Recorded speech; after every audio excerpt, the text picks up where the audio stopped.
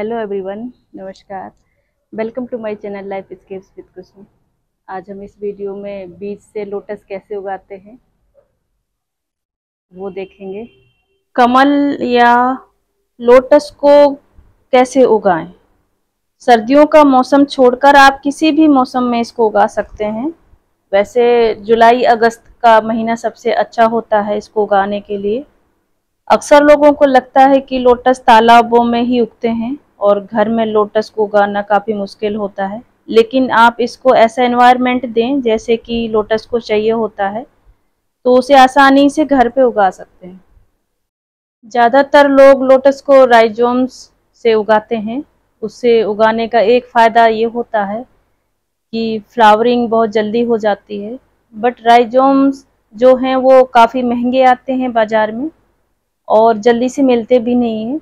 तो अगर सीखना है या कोशिश करना है तो लोटस कैसे उगाया जाता है तो उसके बीज काफ़ी आसानी से मिल जाते हैं। स्पेशली अगर बात करें तो पूजा की सामग्री जहाँ मिलती है उन दुकानों में मिल जाते हैं। इसकी अगर वैरायटी की बात करें तो बहुत सारी वैरायटी मिलती हैं मार्केट में। जितने सुंदर फूल उतने महंगे उनके बीजों के दाम और राइजोम्स के दाम। तो कोशिश करें कि सबसे पहले सस्ते व इजीली आपको जो भी मिल जाए उससे एक बार पूरा इसका सिस्टम आप समझ लें और उसे उगाने की कोशिश करें। और आप जब आपको कॉन्फिडेंस आ जाए तो फिर आप किसी भी तरह का बीज ऑनलाइन भी मंगा सकते हैं और उसके और या तो आपके फ्रेंड्स या आपके रिलेशन में कहीं कोई उगाता हो लोटस, उससे राइजोम्स ले सकते हैं अच्छी किस्म का और लोटस को उगा सकते हैं। सबसे ज़्यादा डिफ़िकल्ट बीज से लेकर राइजोम्स बनने तक की स्टेज है। करीबन 2.5 से 3 महीने भी लग जाते हैं। कई बार आपके स्प्राउट जल्दी आ गए तो 1 महीने 1.5 महीने में भी हो जाता है। मेरा 1 महीने का है ये प्लांट, इतना बड़ा। काफ़ी लीफ आ गई हैं, रूट्स भी आ गई हैं और राइजोम्स भी बनना शुरू हो गया है। उसके बाद का प्रोसेस थोड़ा जल्दी हो जाता है, तो थोड़ा पेशेंस रखना पड़ता है। स्लो ग्रोइंग प्लांट है, ठीक से करेंगे तो हो जाता है। तो आज हम बीज से लोटस कैसे उगाते हैं उसके बारे में बात करेंगे और मैं दिखाऊंगी भी क्योंकि मैंने उगाया हुआ है। तो चलिए वीडियो को स्टार्ट करते हैं। लोटस के बीज, कमल के बीज कुछ इस तरह से होते हैं। बाजार में मिलते हैं, आसानी से मिल जाते हैं। जहाँ पूजा की सामग्री मिलती है उस दुकान में इस तरह से। ये ध्यान से देखेंगे तो इसके 2 पॉइंट होते हैं। एक ये इस तरफ चिकना होता है, इस तरफ थोड़ा सा नुकीला होता है। तो नुकीले भाग को इसको घिसेंगे, या तो आप इसको ज़मीन में घिस सकते हैं या सैंड पेपर आता है उसमें, या फिर ये किसी वैसे पत्थर में, तो इसमें से घिस के थोड़ा सा घिसेंगे। घिसने से नहीं, ऐसे वाइट इसके अंदर का जब तक निकल रहा है, थोड़ा सा हल्का सा वाइट वाइट, तब तक इसको घिसना है।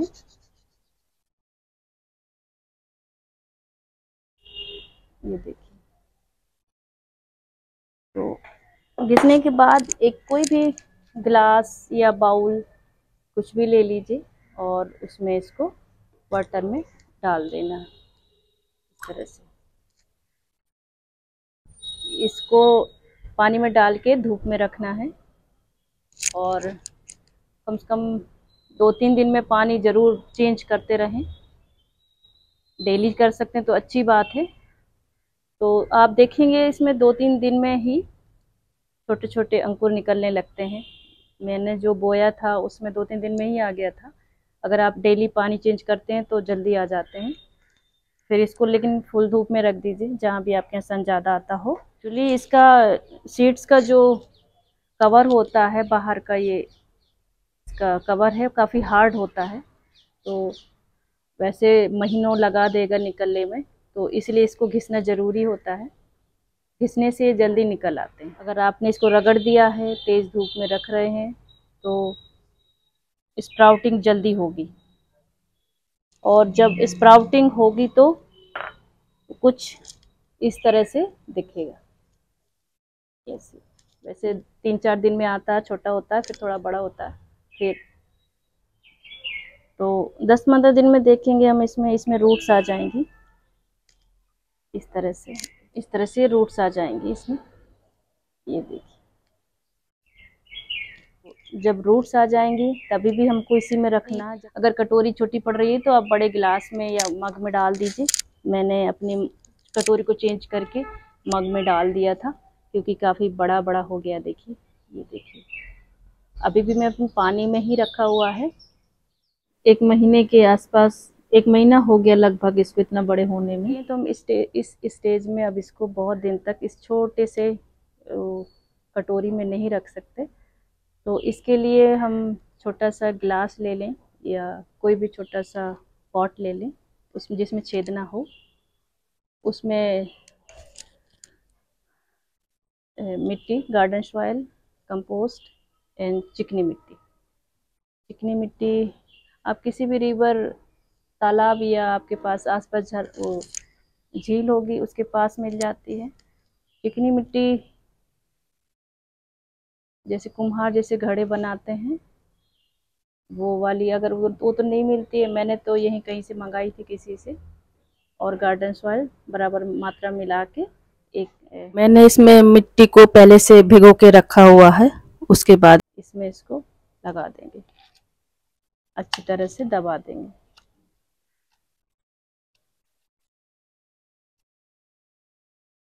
इसके बाद इसको किसी टब में पानी भर के, जैसे मेरी इसमें भरा हुआ है, मैं इसमें इसको डाल दूंगी।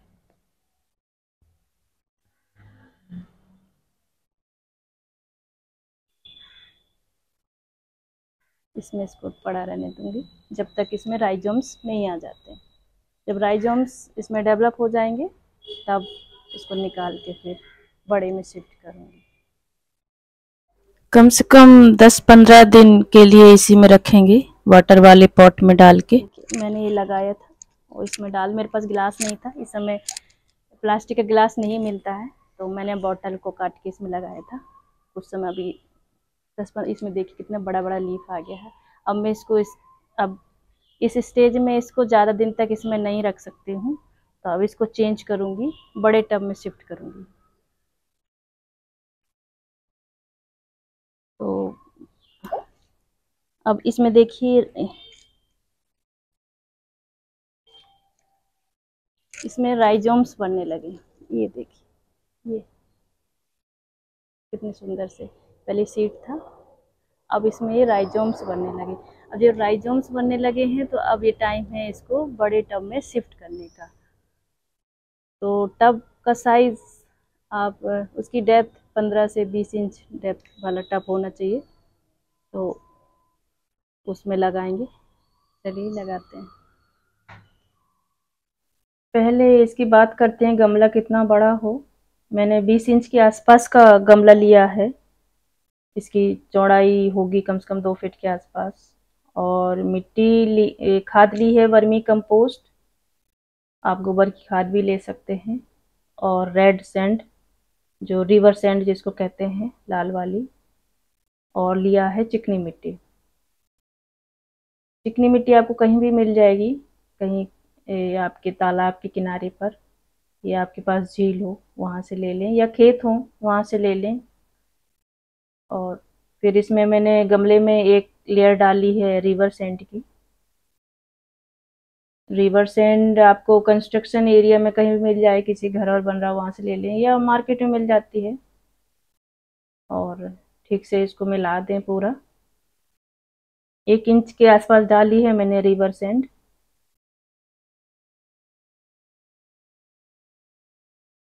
उसके बाद मैंने वर्मी कंपोस्ट डाला है। आप गोबर की खाद भी डाल सकते हैं, बट गोबर की खाद 5-6 महीने, कम से कम 5-6 महीने पुरानी होनी चाहिए। गोबर की खाद से भी होता है कि नई होगी तो ऊपर पानी में वो पानी डालने से तैरने लगती है, तो इसलिए वर्मी कंपोस्ट बेस्ट होता है। फिर एक लेयर उसके बाद मैंने बनाया है चिकनी मिट्टी का। चिकनी मिट्टी को पूरे में फैला देंगे ठीक से, जिससे कि नीचे हमने जो खाद डाली है वो नीचे ही रहे, ऊपर ना आए। चिकनी मिट्टी का ही फायदा होता है, वो पूरे को कवर कर देती है, तो आपकी जो नीचे खाद वगैरह पड़ी है वो ऊपर नहीं आ पाती है, तो उसकी वजह से पानी भी साफ रहता है।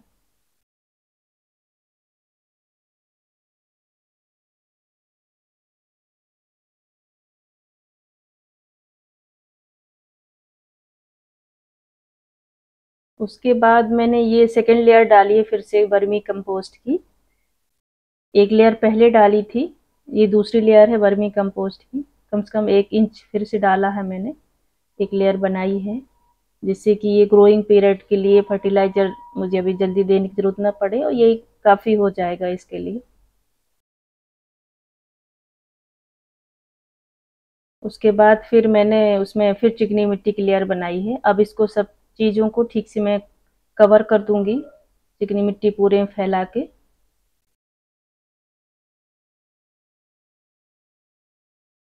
जिससे कि नीचे का जो भी खाद वगैरह ऊपर ना आएगा।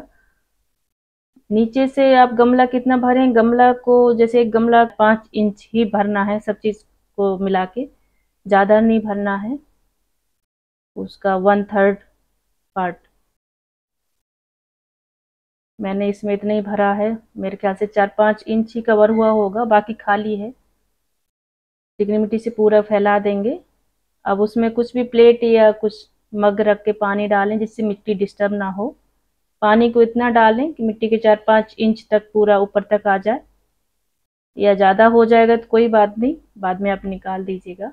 और इसको पानी डाल के 10 दिन के लिए इसको ऐसे छोड़ दीजिए, कहीं भी धूप में रख दीजिए, जिससे उसके बाद वो कीचड़ जैसा बन जाता है, आपस में मिट्टी और खाद आपस में एब्जॉर्ब हो जाते हैं, तो लोटस के लिए बेस्ट मिट्टी बन जाती है।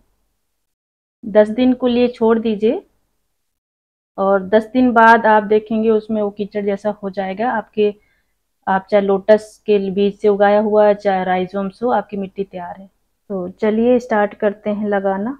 ये मेरा बीज से ग्रो किया हुआ पौधा है, करीब 1 महीना हो गया इसको। इसमें काफ़ी बड़ा हो गया है, इसमें राइजोम्स भी आ गए हैं। तो लगाते हैं इसे। इस लोटस को इस टब में सेंटर में ना रखकर साइड में रखना है, लगाना है, क्योंकि लोटस जो राइजोम्स होते हैं वो हॉरिजॉन्टली ग्रो करते हैं और सर्क्यूलेटली, आप कह सकते हैं गोलाकार में मूव करते हैं, घूमते हैं। तो अगर मैंने इसे सेंटर में लगा दिया तो इसको इतनी जगह नहीं मिलेगी घूमने के लिए, इसीलिए साइड में लगाना चाहिए, जिससे इसको घूमने की जगह और मिलती रहे और हमारा पौधा बढ़ता रहे। इतने बड़े टब में ज़्यादा से ज़्यादा 2 या 3 लोटस ही लगा सकते हैं। इससे ज़्यादा आप लोटस लगाएंगे तो उनमें फ्लावरिंग नहीं होगी, क्योंकि उनकी न्यूट्रिशन एब्जॉर्ब करने की कैपेसिटी जो है वो इतनी ज़्यादा है कि वो एक दूसरे से न्यूट्रिशन के लिए आपस में लड़ाई करते रहेंगे, और पौधा पूरी तरह से न्यूट्रिशन एब्जॉर्ब नहीं कर पाएगा, तो पौधा हेल्दी नहीं होगा और फ्लावरिंग भी जल्दी नहीं आएगी। जब पौधा लग जाए आपका प्लांट, तो उसमें धीरे से कुछ पाइप लगाने से पहले उसमें प्लेट रख दें, या कुछ पॉट, कुछ भी चीज़ रख दें जिससे मिट्टी डिस्टर्ब ना हो पानी डालने में, और धीरे से उसमें पानी डालें और उसको भरें, फुल भर दें, उसको ज़्यादा छेड़छाड़ ना करें, तो धीरे धीरे वो सेट हो जाएगा। अब इसका होता है कि लोटस लगाने से एक प्रॉब्लम ये भी होती है, कहते हैं कि पानी रुका होता है तो मच्छर पैदा होते हैं।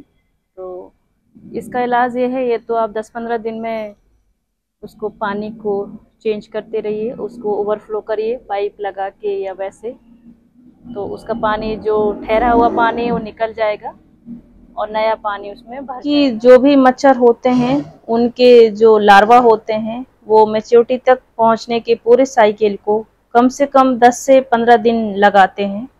तो 10-15 दिन में कम से कम एक बार वाटर चेंज कर लिया तो मच्छरों की समस्या नहीं आएगी।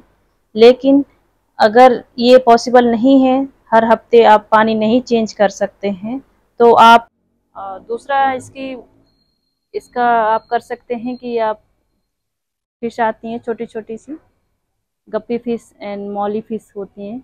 मैंने उसका वीडियो भी डाला हुआ है अपने चैनल पे, तो देख लीजिएगा। तो वो ला के डाल सकते हैं। और इतने बड़े टब में मान के चलिए आप उसको 3 से 4 पेयर डालिएगा, तो 2-3 महीने में वो भी मल्टीप्लाई होते रहेंगे। और आपको जो भी मच्छरों से लार्वा दिए हैं मच्छरों ने, और पत्तों में जो भी काई जमती है, तो उसको भी वो खाती रहती हैं। और मछलियों की जो पू होती है उसमें इतना ज़्यादा नाइट्रोजन होता है, जो कि हमारे लोटस के लिए बहुत फ़ायदेमंद है। तो ये बहुत अच्छा एक इकोसिस्टम तैयार हो जाता है। और कोशिश करें कि जब अपने इस पॉट को सेट कर लें तो इसे ऐसी जगह रखें जहाँ 5 से 6 घंटे की धूप आती हो। तो देखिए, एक दिन हुआ लगाए हुए, कितना क्लीन पानी दिख रहा है, एकदम साफ है। चिकनी मिट्टी डालने का ये फ़ायदा होता है, पानी एकदम साफ दिखता है और अच्छी तरह सेट हो गया है कमल। तो और देखिए पत्तियां भी एकदम खिली खिली लग रही हैं, उनको जगह मिली खिलने को। तो और नई पत्तियां भी आना शुरू हो गई हैं। ये बहुत जल्दी ग्रो होता है, एक दिन में देखिए अभी कल तक इसकी भी ये पत्ती खिल जाएगी। तो अभी इसमें फ्लावर्स आएंगे तो मैं आपके साथ शेयर करूंगी। देखती हूँ कितने दिन में फ्लावर्स आते हैं इसमें, फिर शेयर करूंगी। तो मेरा वीडियो अगर आपको अच्छा लगा हो तो प्लीज़ लाइक एंड शेयर करिएगा एंड सब्सक्राइब करिएगा मेरे चैनल को, जिससे आपको आगे की नोटिफिकेशन मिलती रहे और अपडेट्स मिलती रहे। Thank you for watching.